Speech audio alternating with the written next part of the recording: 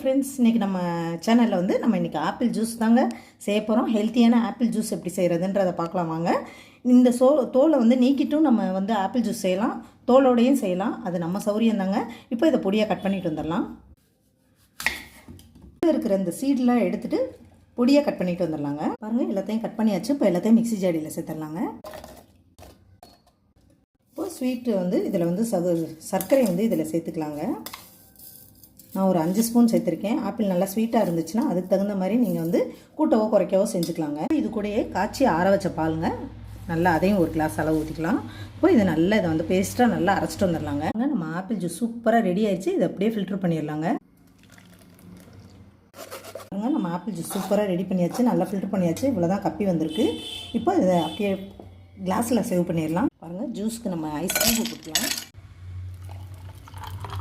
அவ்வளோதான் நம்ம சூப்பரான ஆப்பிள் ஜூஸுங்க.